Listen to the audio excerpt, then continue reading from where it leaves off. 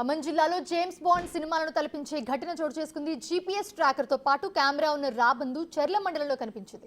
దీంతో రాబందును చూసిన స్థానికులు ఆశ్చర్యానికి గురయ్యారు. ఎక్కడి నుంచో చెర్ల మండలంలోని ఏకలవ్య విద్యాలయం గుట్ట వద్దకు వచ్చిన రాబందు చాలాసేపు అక్కడే కూర్చుండిపోయింది. తిరిగి వచ్చిన రాబందు అలసిపోవడంతో గమనించిన స్థానికులు కోడి మాంసాన్ని దానికి ఆహారంగా వేశారు. ఆకలితో ఉన్న రాబందు కోడి మాంసాన్ని తిని ఆకలిని తీర్చుకుంది. కొద్దిసేపు విశ్రాంతి తీసుకున్న రాబందు కొంతసేపటికి వేరే ప్రాంతానికి ఎగిరి వెళ్లిపోయింది.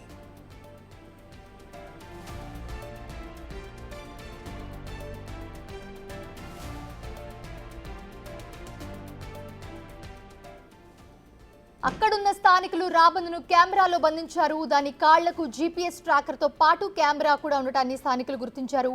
ఈ రాబందు ఎక్కడి నుంచి వచ్చింది, ఈ ప్రాంతానికి ఎందుకు వచ్చింది అనే విషయాలపై అక్కడి స్థానికుల్లో చర్చగా మారింది. దీనికి సంబంధించి పోలీసులను వివరణ కోరగా సమాచారం అందలేదని చెప్తున్నారు.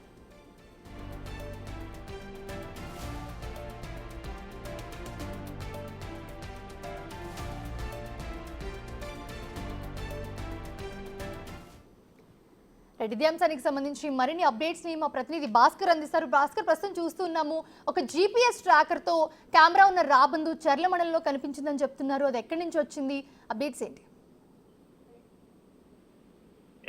ఇప్పటికే భద్రాద్రి కొత్తగూడెం జిల్లా చెర్ల మండలం ఏజెన్సీ ప్రాంతంలో మొత్తానికైతే మాత్రం రాబందుకు జీపీఆర్ఎస్ ట్రాక్ ప్రత్యేకంగా కట్టి ఆయా ప్రాంతాలలో అంటే ఆయా ఏజెన్సీ ప్రాంతంలో ఏ ప్రాంతం తిరిగి వచ్చేసి ఒక చెర్లకు సమీపంలో ఒక గుంపు దగ్గర ఇది ఒక్కసారిగా సేద తీసినట్టు కనపడడంతో స్థానికులు దాన్ని ఒక్కసారి దగ్గర తీసుకొని దాని వల్ల పని పట్టుకోవడం, తర్వాత దానికి దాహార్యం తీర్చేసి దానికి మళ్ళీ ప్రత్యేకంగా చికెన్ పీసెస్ కావచ్చు, మరి మిగతా ఇంకా వేరే వ్యర్థ పదార్థాలు తీసుకొచ్చి దానికి అందించడం కూడా జరిగింది. మొత్తానికైతే మాత్రం ఇది ఒక అనుమానిత పక్షిగా గూఢాచారి వ్యవస్థ పోలి ఉన్న దానిగా వీళ్ళంతా అక్కడ ఉన్న గిరిజనులు భయభ్రాంతికి గురవుతున్న నేపథ్యం అయితే ఉంది. మొత్తానికైతే స్థానికులు ఒక ఫిర్యాదు మేరకు పోలీసులు సమాచారం ఇస్తే అసలు ఆ యొక్క రాబందుకు సంబంధించినటువంటి జీపీఎస్ ట్రాక్ సంబంధించిన విషయం తమకు తెలియదంటూ కూడా చెప్పడం కూడా కొసమెరుపుగా ఉంది. మొత్తానికైతే ఇటీవల కాలంలో పోలీసులు మావోయిస్టుల యొక్క కార్యకలాపాలపై డేగ చేసిన నేపథ్యంలోనూ ఒక్కసారిగా వాళ్ళకి ఉనికిని కాపాడుకునే వాళ్ళ ఉనికిని చూపెట్టుకునే పనిలో భాగంగా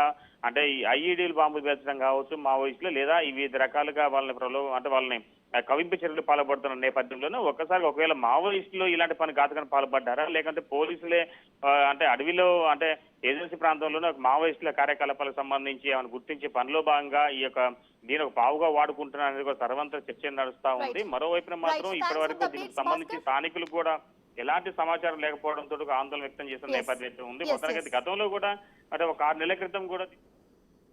thanks for the updates Bhaskar.